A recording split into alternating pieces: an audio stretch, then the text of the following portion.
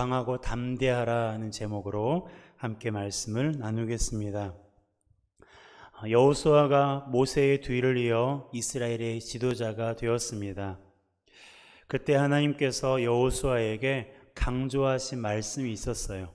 바로 강하고 담대하라는 말입니다. 하나님은 오늘 본문에 보니까 이 말씀을 3번이나 반복해서 말씀하셨어요. 6절에 강하고 담대하라, 7절에 오직 강하고 극히 담대하여, 9절에 강하고 담대하라, 두려워하지 말며 놀라지 말라. 이렇게 하나님께서는 새로운 지도자가 된 여호수아에게 3번이나 강하고 담대할 것을 명하셨습니다. 그런데요, 하나님께서 여호수아에게 강하고 담대하라고 하신 이 말씀을 반복해서 하셨다는 것은 여호수아의 마음이 그렇지 않다는 것을 반증하는 것입니다.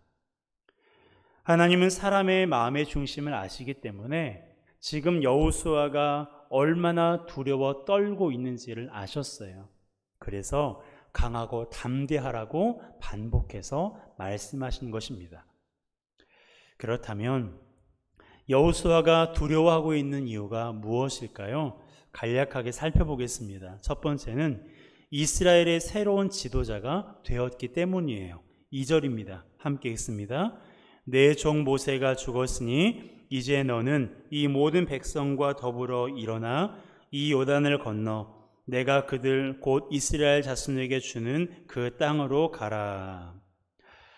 이스라엘 백성을 애굽에서 이끌어내고 40년 동안 광야에서 그들과 함께했던 모세가 가나안을 코앞에 둔 상황에서 하나님이 그의 영혼을 데려가셨습니다. 그리고 나서 여호수아가 이스라엘의 새로운 지도자가 된 거예요. 이것은 갑자기 일어난 일이 아닙니다. 오래전부터 예정된 일이었어요. 하나님께서는 일찌감치 여호수아를 차기 리더로 지명하셨고 모세를 통해서 자주 그를 준비시키기도 하셨습니다. 그럼에도 불구하고 여호수아는 이스라엘의 새로운 지도자가 된다는 사실이 너무나 두렵고 부담스럽게 느껴졌던 거예요. 여호수아가 두려워한 두 번째 이유는 사람들이 너무나 많았기 때문입니다. 광야 기간 동안 이스라엘의 인구 개수는 2번 이루어졌어요. 첫 번째는 애굽에서 나온 지 2년 정도 되었을 때였고, 두 번째는 가나안 입성을 코앞에 둔 약 40년 후에 이루어졌습니다. 그 기간 동안 하나님을 대적하는 자들이 많이 죽임을 당했어요. 그럼에도 불구하고 40년이 지난 지금도 백성들의 수는 거의 줄지 않았습니다. 민수기 26장 51절입니다. 함께 읽습니다. 이스라엘 자손에 계수된 자가 60만 1730명이었더라. 자, 이것은 두 번째 인구 조사를 통해서 계수된 인원이에요. 이 또한 모든 백성을 계수한 것이 아니라 전쟁에 나갈 만한 20살 이상의 남자들만 계수한 수입니다. 그 수가 무려 60만 명이 넘는 거예요. 거기에 여자와 어린아이, 노인의 수를 합하면 적어도 200만 명 정도는 될 거라는 것이 학자들의 일반적인 견해입니다. 그러니 지도자가 되는 것만도 부담스러운데 사람들이 200만 명이나 넘으니 그 부담감이 얼마나 중했겠어요. 또한 여호수아가 두려워한 세 번째 이유는 가나안을 정복해야 했기 때문입니다. 애굽에서 나와 40년 동안을 광야를 지나온 이스라엘 백성들에게 이제 남은 한 가지 과제는 가나안을 정복하고 정착하는 것이었어요. 가나안에는 31개의 부족들이 살고 있었는데 그렇기 때문에 정복하는 것이 쉽지 않았습니다. 더구나 가나안 부족 중에는 이스라엘 백성들을 두렵게 하는 사람들이 살고 있었죠. 그들이 누구였어요? 그 이름도 유명한 아낙 자손. 물론 여호수아는 아낙 자손을 두려워하지 않았습니다.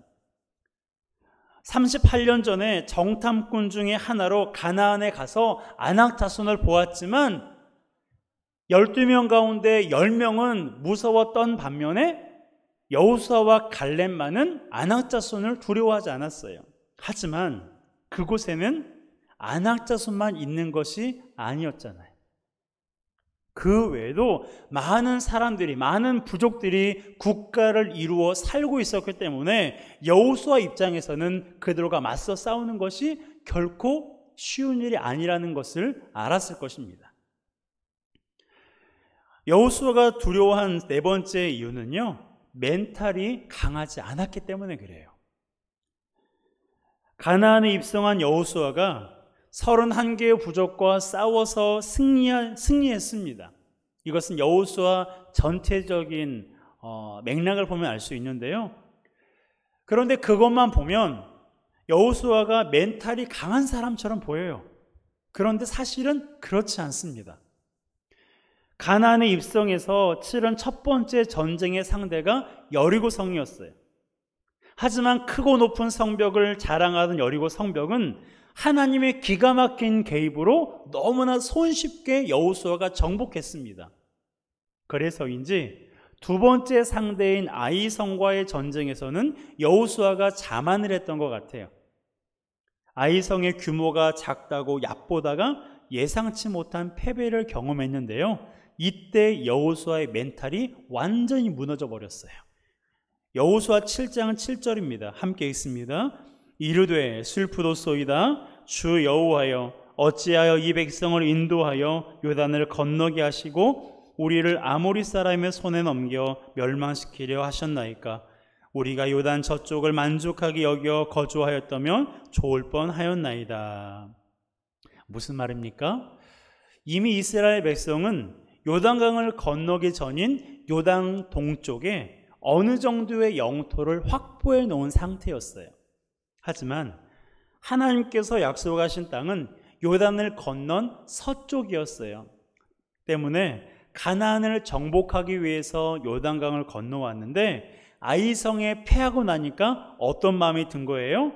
건너오지 말걸이라는 생각이 든 거예요. 이뿐만이 아닙니다. 아이성에 패배한 여호수아는 이제 완전히 끝났다고 생각하는 것처럼 보여요. 자, 여호수아 7장 9절입니다. 함께 읽습니다. 가나안 사람과 이 땅의 모든 사람들이 듣고 우리를 둘러싸고 우리 이름을 세상에서 끊으리니 주의 크신 이름을 위하여 어떻게 하시려 하나이까? 자, 무슨 말입니까? 우리가 아이성에 패했다는 사실이 가나안 사람들 뿐만 아니라 다른 나라 사람들에게도 알려질 텐데 그 사람들이 이스라엘 백성들이 많아서 처음에는 두려워했는데 이렇게 패하는 것을 보니까 별것 아니네 라고 생각해서 자기들을 죽이러 올 거라는 거예요.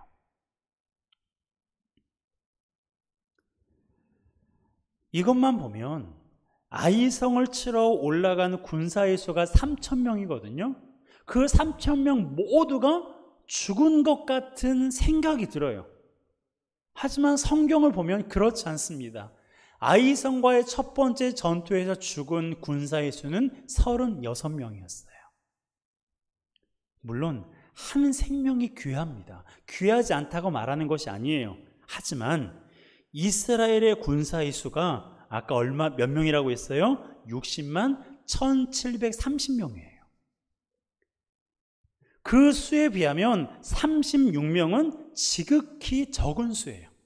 아직도 가나안을 정복하기 위해 남은 군사의 수가 60만 1694명이나 있어요. 그런데도 여호수아는 모든 군인들이 죽은 것처럼 생각하고 있는 것입니다. 어때요? 멘탈이 강한 사람입니까? 멘탈이 좀 약한 것 같으세요? 여러분, 이처럼 여호수아는 멘탈이 약한 사람이었어요. 많은 사람들의 지도자가 되어 가나안을 정복하는 일로 인해서 두려워 어쩔 줄 몰라 했습니다. 하나님께서 그 마음을 아신 거예요.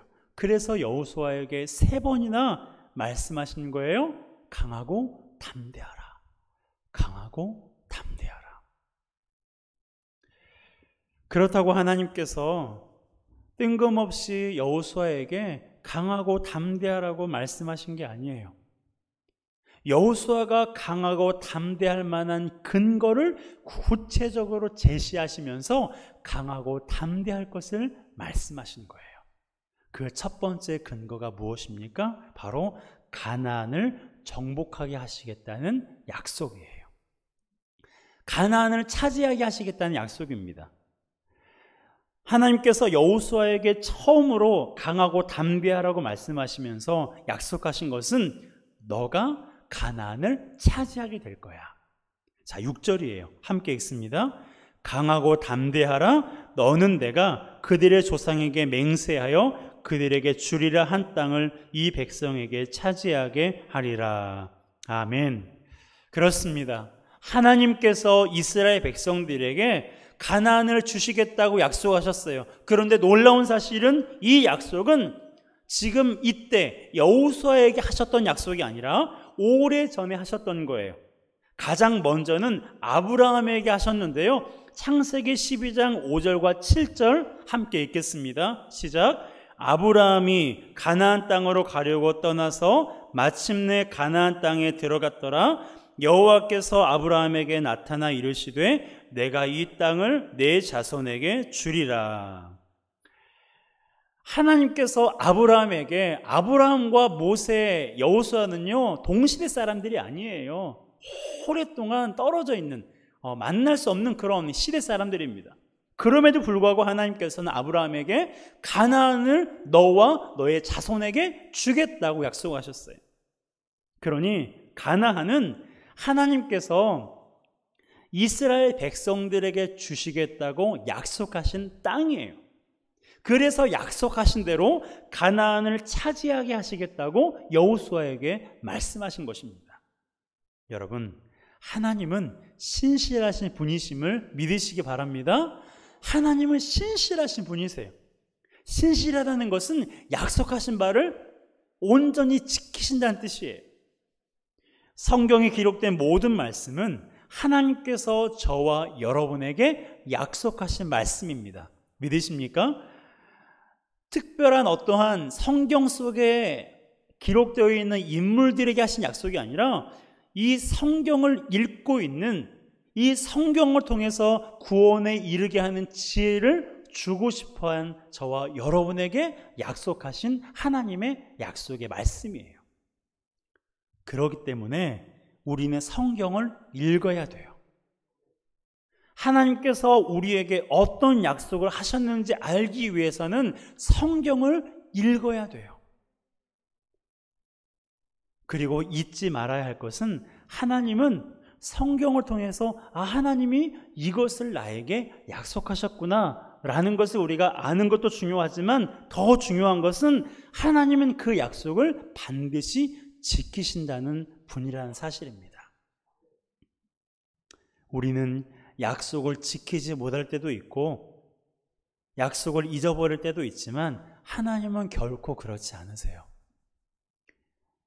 하나님께서는 사소해 보이는 약속도 반드시 지키시되 우리에게 가장 좋은 때에 가장 좋은 방식으로 약속을 지키시는 분이십니다. 그러므로 성경을 통해 하나님께서 나에게 어떤 약속을 하셨는지 알아보시고 그 약속을 이루실 하나님을 기대하는 우리 모두가 되시기를 주님의 이름으로 축복합니다. 두 번째로, 강하고 담대할 만한 근거는 말씀 순종에 따른 형통한 삶을 보장하시겠다는 거였어요. 자, 7절 8절입니다. 함께 읽습니다. 오직 강하고 극히 담대하여 나의 종 모세가 내게 명령한 그 율법을 다 지켜 행하고 우로나 좌로나 치우치지 말라. 그래야면 어디로 가든지 형통하리니 이 율법책을 내 입에서 떠나지 말게 하며 주야로 그것을 묵상하여 그 안에 기록된 대로 다 지켜 행하라. 그래야면 내 길이 평탄하게 될 것이며 내가 형통하리라. 아멘. 형통하다는 말을 하나님이 2번이나 하셨는데요. 형통하다의 히브리어 사칼은 번영하다, 성공하다라는 뜻이에요. 즉 하나님께서 여호수아에게 번영과 성공을 약속하고 계신 것입니다. 사람의 생사화복이 하나님께 달려 있어요. 그렇기 때문에 여호수아를 형통케 하시는 것은 하나님께 어려운 일이 아닙니다. 단 조건이 있죠. 뭐예요? 하나님께서 명령하신 대로 행하고 말씀에서 이탈하지 않는 거예요. 언약궤를 맨 자들로 하여금 요단강에 먼저 들어가라고 하시면 그렇게 하면 되는 것입니다. 하나님께서 명령하신 대로 그렇게 행하기만 하면 여호수아가 형통한 삶을 살게 돼요. 해볼만 하지 않습니까? 그렇잖아요.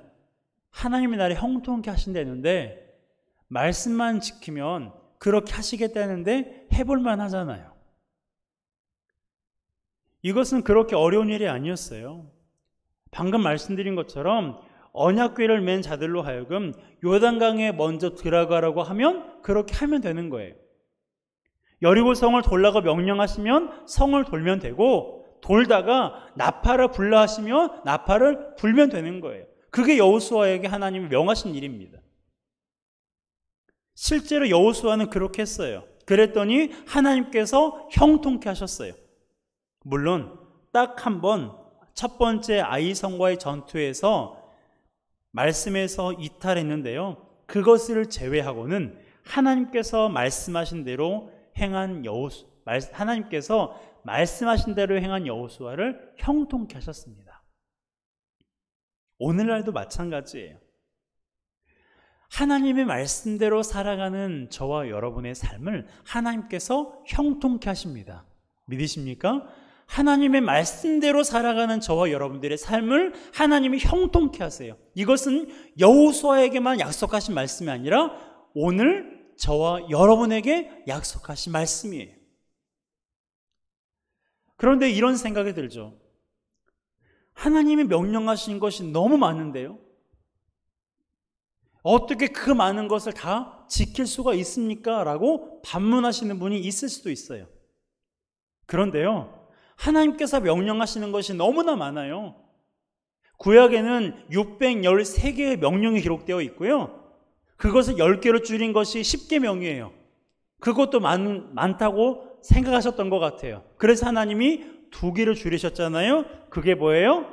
하나님을 사랑하는 것과 이웃을 사랑하는 거예요. 613가지의 핵심이 하나님 사랑, 이웃 사랑입니다. 그러니까 이 2가지만 잘 지키면 하나님의 말씀대로 살아가는 거예요. 그럼 이렇게 말씀하시겠죠. 목사님, 그게 얼마나 힘든 일인 줄 압니까? 네, 맞습니다. 힘든 일이에요. 하나님도 그걸 아셨어요. 우리 의지만으로는 그것을 할 수 없다는 것을 아시고 성령 하나님을 우리에게 보내주신 거예요. 여러분, 성령 하나님이 하시는 역할이 뭐예요? 우리를 진리 가운데로 인도하시는 거예요. 우리 안에 계셔서 우리가 말씀대로 살아갈 수 있도록 도우시는 것이 성령님의 역할입니다. 그렇다면 성령이 우리 안에 계시는 것을 어떻게 알 수 있을까요? 크게 2가지로 알 수 있어요. 이 2가지만 여러분들이 믿음으로 아멘 할 수 있으면 성령님이 여러분 안에 계시는 거예요.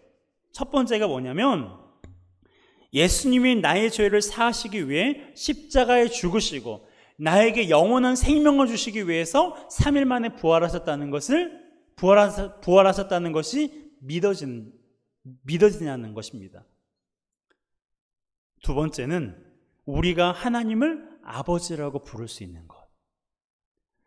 이 2가지가 여러분에게 있어서 확실하게 아멘으로 고백되어진다면 성령 하나님은 여러분 안에 거하십니다.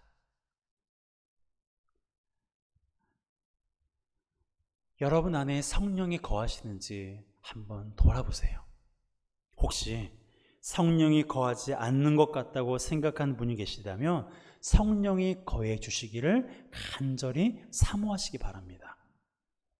믿음으로 사는 것의 시작은 성령이 우리 안에 거하시는 거예요. 우리 안에 성령이 거할 때 우리가 말씀대로 살아갈 수가 있어요. 성령이 우리 안에 거할 때 우리가 믿음으로 세상을 이기고 믿음으로 하나님을 기쁘시게 할 수 있는 거예요. 성령님이 아닌 내 힘과 의지만으로 아무리 말씀대로 살아가려고 해보세요. 못할걸요? 안 돼요. 많은 경험이 있으실 거예요. 여러분, 하나님을 아버지라고 부를 수 있는 것, 예수 그리스도의 죽으심과 부활하심이 내 안에 믿어지는 것, 내가 기도하면 하나님이 들으시겠다는 그 믿음이 있는 것, 그 모든 것은 내 안에 성령 하나님께서 계시기 때문에 가능한 일임을 믿으시기 바랍니다. 그러므로 말씀을 지킬 수 있도록 성령 하나님의 도우심을 구하시고 그렇게 말씀에 순종함으로 형통케 하시는 하나님을 경험하는 저와 여러분 되시길 주님의 이름으로 축복합니다. 마지막 세 번째, 강하고 담대할 만한 근거는 하나님이 함께 하신다는 거예요. 9절입니다. 함께 읽습니다.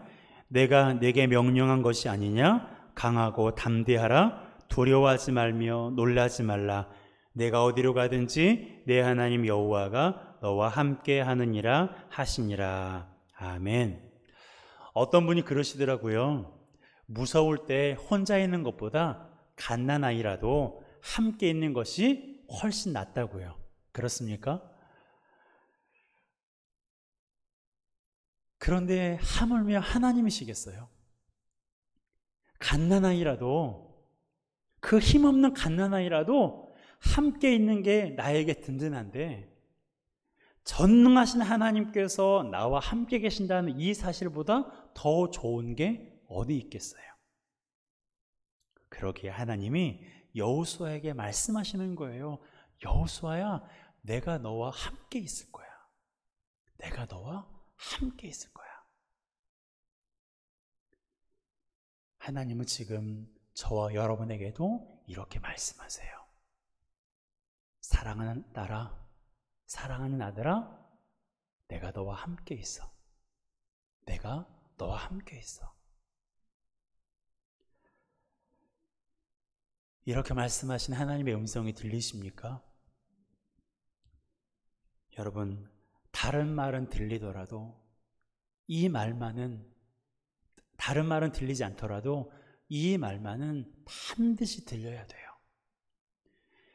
하나님의 나와 함께 하신다는 이 말씀을 우리가 들을 때 두려움을 극복할 수 있어요.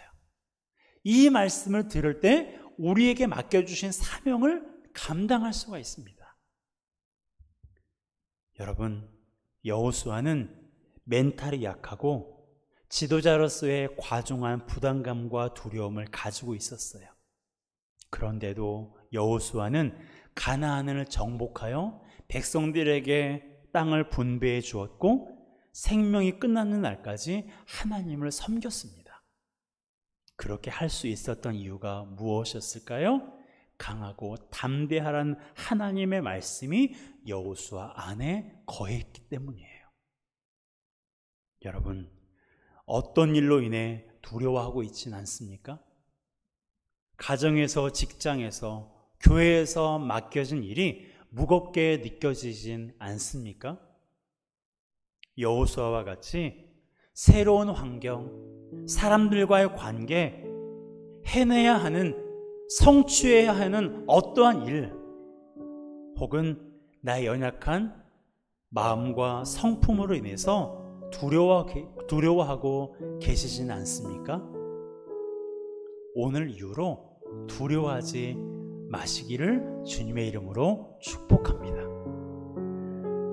승리와 형통한 삶을 보장하시고 우리와 함께 하시는 하나님으로 인하여서 강하고 담대하는 저와 여러분 되시기 바랍니다.